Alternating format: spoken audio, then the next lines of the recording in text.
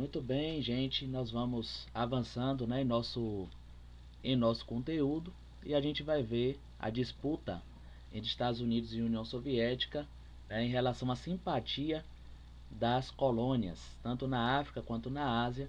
A gente está estudando o período pós-Segunda Guerra Mundial e suas principais características.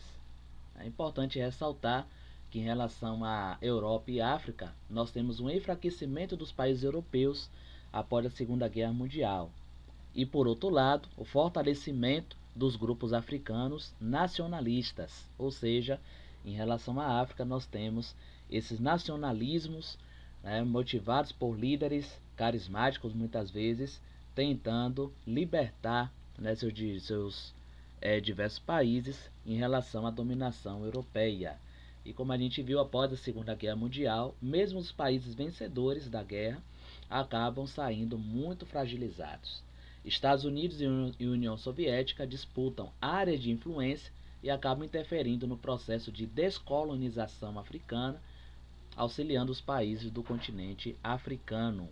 Então, tanto Estados Unidos quanto União Soviética, no contexto da Guerra Fria, no contexto de buscar aliados para o socialismo ou para o capitalismo, acabam financiando, influenciando, motivando muitos desses países, tanto na África quanto também na Ásia, a lutarem por sua independência e assim trazê-los para o seu lado. Bom, como nós podemos perceber, nós vamos analisar como é que aconteceu essa descolonização então da África. Nós temos um mapa político da África por volta de 1935 e perceba essa dimensão, né, do continente africano, e aí recortados por vários países, e muitas vezes essas fronteiras que nós estamos vendo aqui não era respeitado em relação à cultura de seus povos que habitavam, de suas próprias culturas desenvolvidas. A fronteira, muitas vezes política, geográfica, não refletia a fronteira cultural. E quando o domínio, muitas vezes, desses países europeus eram retirados, esse domínio era retirado desses países africanos, por diversas localidades aconteciam guerras civis, justamente por conta dessa convivência, muitas vezes forçada, de culturas diferentes, de povos diferentes, etnias diferentes, dentro de um mesmo espaço geográfico. E aqui nós temos esse mapa político por volta de 1935, retratando aí justamente os limites, né, internacionais nesse momento, né, das potências europeias. Então nós temos a área dos alemães, nós temos a área dos belgas, certo? Nós temos a área dos espanhóis, dos franceses, dos ingleses, italianos, portugueses e alguns países independentes nesse meio aí do continente africano. Então perceba a grande diversidade que existe em relação a domínio europeu dentro da África. E após a Segunda Guerra Mundial, pouco a pouco, esses países foram lutando por sua própria independência. Como nós podemos perceber, essa emancipação dos países africanos, ou seja, essa independência dos países africanos, nós temos aí basicamente em dois processos. Processo número 1, houve, né, conflitos entre colônias e metrópoles diretamente pela independência, e nós temos também o fator número 2, que foi a concessão de emancipação por parte das próprias metrópoles, ou seja, essa concessão, esse consentimento aí foi permitido por conta da própria fragilidade dos países europeus em não conseguir manter suas colônias na África. Muitas vezes, como foi comentado, após a independência, sucederam-se guerras civis e lutas internas nos países africanos e recém-formados. Então todo o mapa africano, o mapa asiático também e do próprio Oriente Médio, após a Segunda Guerra Mundial, passa por uma reformulação, por mudanças profundas que estariam, né, diretamente aí ligados a esses países, a esses povos, essas culturas que finalmente iriam ganhar aí a sua independência. Nós temos um importante passo para isso, né, que foi em 1955, basicamente 10 anos após o término da Segunda Guerra Mundial, a Conferência de Bandung. Essa Conferência de Bandung ela foi fundamental porque unificou ali, né, dezenas de países em relação à sua proposta, às suas ideias para a construção de uma nova cultura, para a construção desses novos países, inclusive em termos de fronteiras. Então, contra o racismo e toda forma de colonialismo, nós temos um auxílio mútuo dos países africanos e asiáticos também na luta contra as pressões da União Soviética e dos Estados Unidos. Eles queriam, na verdade, não responder a um ou outro, mas eles queriam lutar pela sua própria independência. E aí nós temos os famosos países não alinhados, que naquela ocasião da Guerra Fria precisavam se posicionar ou do lado capitalista ou do lado socialista. Mas nesse momento aí nós temos países lutando por sua própria independência, buscando não alinhamento nem de um lado e nem do outro no contexto da Guerra Fria. As colônias francesas que existiam ali, na África, nós temos a Tunísia, que conseguiu a sua independência em 52, Marrocos, que conseguiu a sua independência em 56, e a Argélia, que teve aí uma luta pela independência entre 54 e 62, e em 91 eclode aí a Guerra Civil. Então veja, dentro das colônias francesas, a Tunísia e o Marrocos conseguiram de maneira um pouco mais fácil que a Argélia a sua independência, mas na Argélia a França tentou aí ainda manter o seu domínio. E aí várias lutas se sucederam, e aí temos até uma guerra civil em 91 por conta de culturas diferentes convivendo no mesmo ambiente fronteiriço, geográfico. E aí nós temos uma imagem de 1956, uma imagem histórica da batalha travada em Argel, a capital da Argélia, entre os africanos e os franceses. E é importante a gente notar como essas guerras sangrentas pela independência, elas se reproduziram basicamente na maior parte da África, da Ásia e também do próprio Oriente Médio. Na questão da Inglaterra, nós temos aí Serra Leoa, em relação aos diamantes que despertaram o interesse inglês desde 1930. Em 1971 nós temos a independência e uma nova guerra civil aí em Serra Leoa entre 90 e 2001. Então perceba que essas guerras civis, às vezes elas aconteciam logo após a independência, às vezes elas aconteciam décadas depois. E perceba como essa convivência de culturas diferentes no mesmo espaço geográfico facilitava essa questão da guerra civil. Nós temos em relação à colonização alemã e belga dentro da África, Ruanda, a primeira colônia inglesa a partir de 1990, e depois passou pelo domínio belga em 1919 com alianças tutsis, que era uma etnia, um povo ali africano.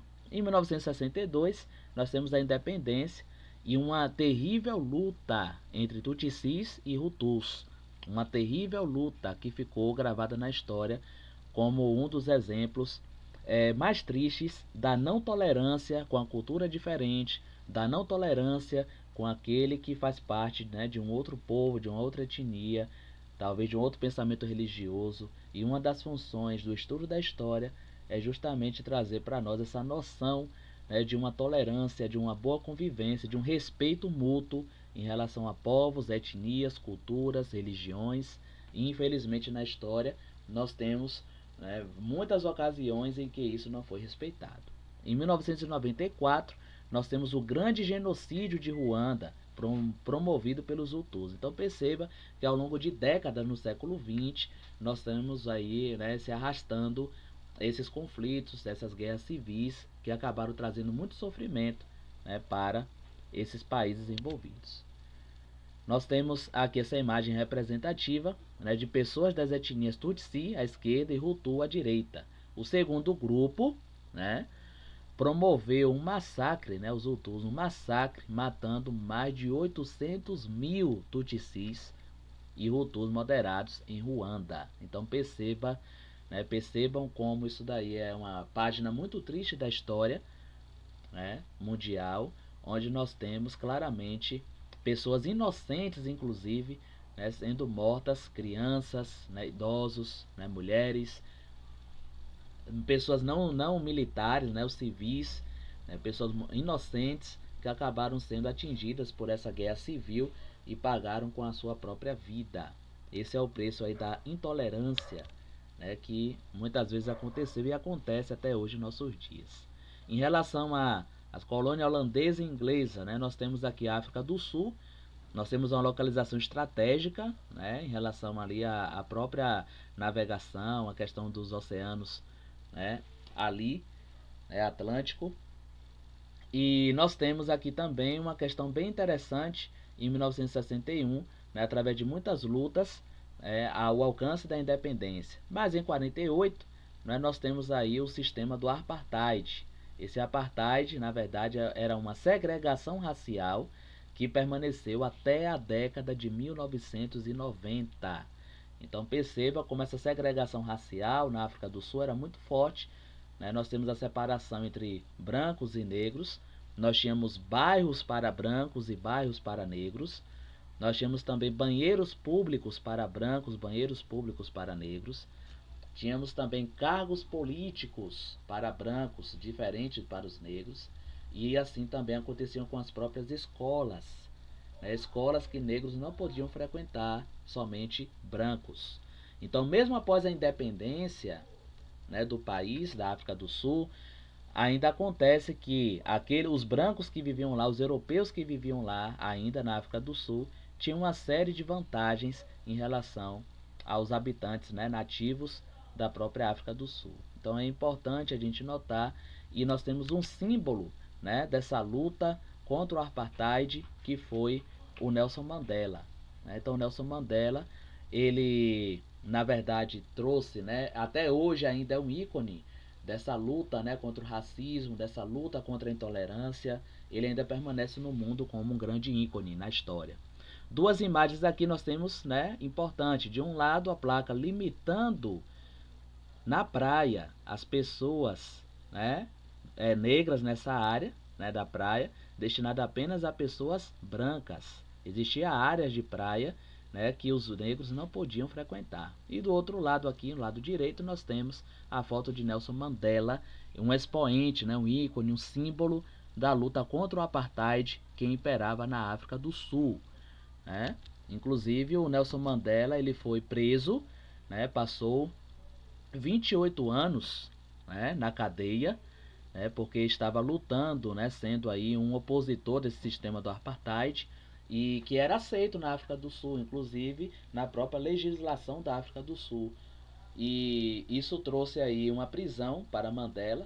26 anos ele permaneceu condenado, de maneira, né, prisão perpétua, né? E quando Nelson Mandela, né, 2 anos que ele permanece ali ainda, né, completando os 28, quando ele sai, né, em 94 da prisão, ele se torna ainda o presidente da África do Sul. Então isso mostra, né, o Nelson Mandela como sendo o expoente dessa luta contra o apartheid ali na África do Sul. A colonização portuguesa, nós temos aí, né, Angola, né, 3 grupos que lutavam pela independência. Nós temos aí na década de 60 as medidas portuguesas para evitar a independência. E na década de 70, em 74 especificamente, nós temos uma revolução dos cravos, né, com o fim do governo de Salazar, que era um ditador, né, português. Em 1975, Angola se torna finalmente independente. E na verdade muitas lutas acabaram aí ocorrendo, né?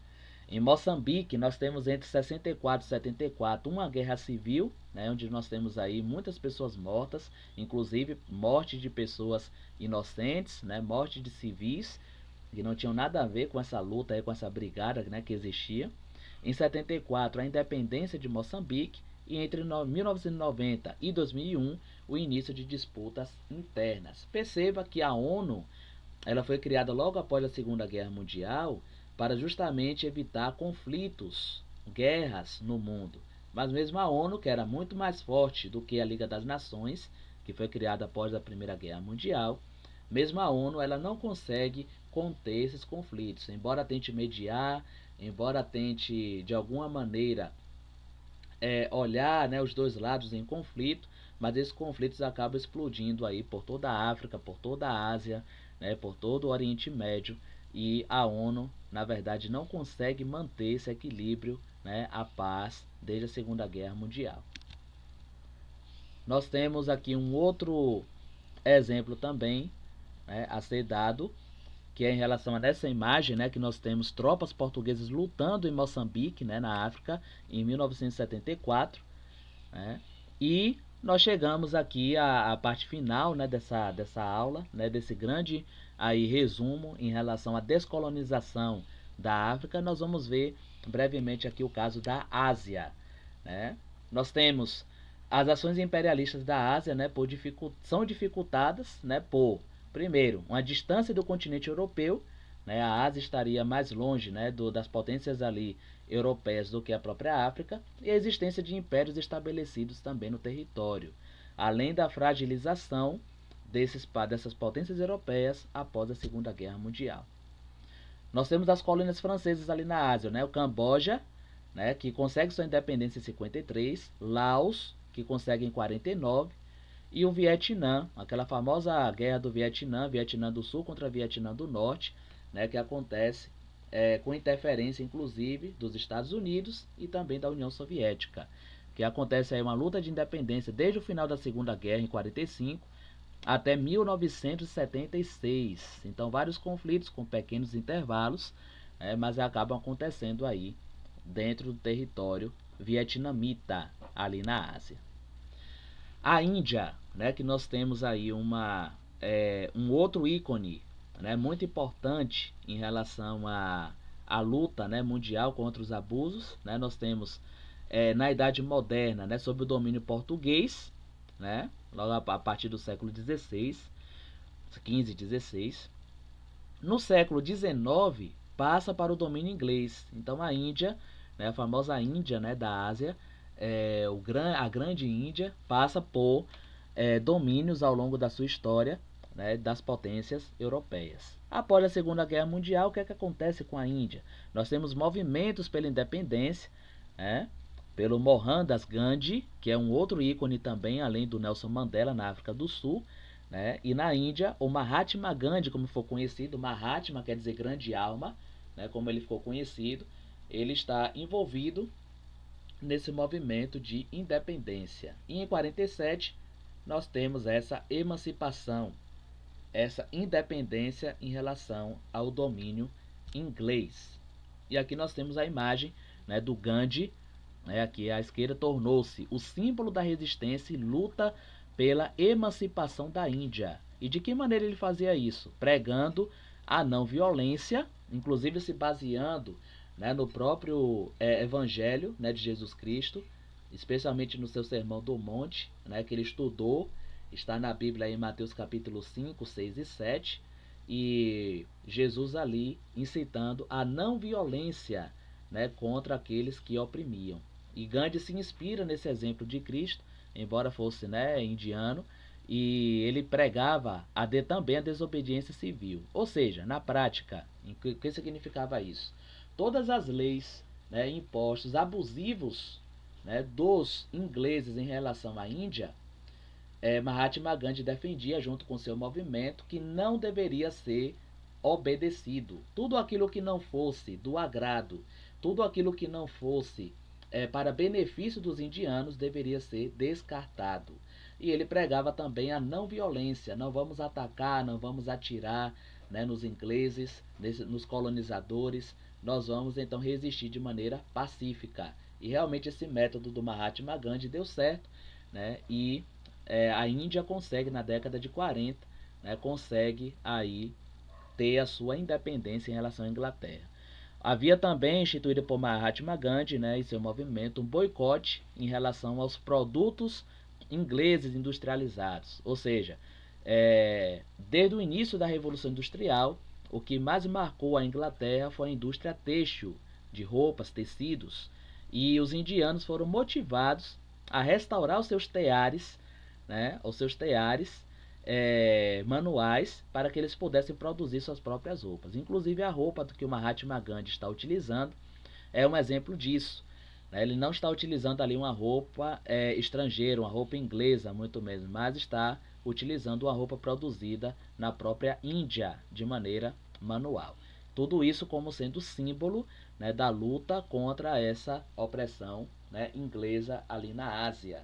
e Mahatma Gandhi ele se torna um grande ícone. Ele sofreu um atentado, né, foi morto, né, por radicais e acabou entrando para a história, né, até hoje lembrado nos livros de história como um líder pacífico, que deixando ao mundo, né, aí um exemplo da cultura da paz, que os conflitos, as diferenças não deveriam ser resolvidas através da guerra, mas através, né, da diplomacia, né, da conversa e, por que não, da própria desobediência, né, civil em relação àquilo que era prejudicial, segundo ele entendia, ao seu próprio povo. E aí nós temos o Mahatma Gandhi como sendo um ícone da história mundial. Na China, nós temos aí, né, ainda o domínio inglês sob o domínio de diversas potências europeias, principalmente a Inglaterra, né? No século XIX, a Guerra do Ópio e Boxers, né? Nós temos aí esses conflitos por questão de comercialização, né, no exterior, mas em 49 nós temos a independência e a revolução comunista chinesa através de Mao Tse Tung, né, que traz um regime muito fechado para a China, e durante décadas do século XX, né, nós temos aí muitas pessoas, milhares de pessoas sendo mortas, né, cristãos também sendo mortos através desse regime comunista chinês. Né. E aí nós temos as regiões litorâneas, né, também da Ásia, domínio português, domínio holandês, e a Indonésia, durante a Segunda Guerra Mundial, né, e após, passa o controle holandês para o do japonês, que inclusive ficava muito mais próximo ali do que a Holanda em relação à Indonésia, que já fica aí nas regiões litorâneas da Ásia. Em 49, após 4 anos de luta, no mesmo ano da Revolução Comunista Chinesa, nós temos a independência. Então, basicamente, gente, nós podemos perceber esse processo de descolonização das evoluções dos movimentos na Ásia e na África após a Segunda Guerra Mundial. Bons estudos, um forte abraço e até a próxima.